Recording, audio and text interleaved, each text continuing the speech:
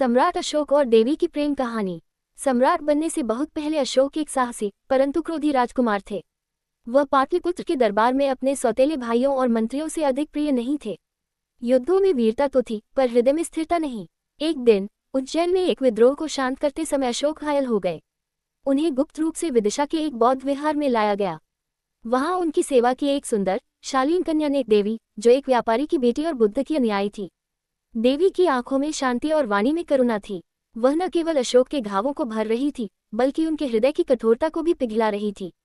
धीरे धीरे अशोक को युद्ध की नहीं, देवी की बातों और उसकी मुस्कान की प्रतीक्षा रहने लगी। देवी बुद्ध के उपदेशों की कहानियां सुनाती। अशोक को ये बातें सरल नहीं लगती पर वो उन्हें ध्यान से सुनता। उनका साथ अशोक को एक अनोखी शांति देने लगा। एक दिन बारिश में दोनों एक ही चादर में भीगते हुए हंस रहे थे। युद्धभूमि का योद्धा प्रेम की भूमि में हार रहा था। रात्रि के आकाश तले अशोक ने देवी से कहा, तुम्हारी चुप्पी में मुझे घर मिला है।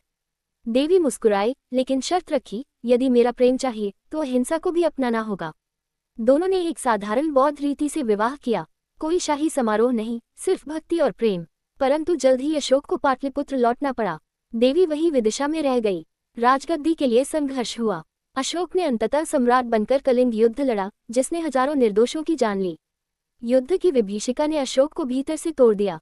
उसी क्षण उसे देवी की बात याद आई, हृदय में शांति लाओ। ये वाक्य अशोक की आत्मा में गूंज उठा। उसने बौद्ध धर्म अपनाया और अहिंसा का मार्ग चुना। उसने पूरी दुनिया को धर्म का संदेश दिया, प्रेम, करुणा और सेवा का।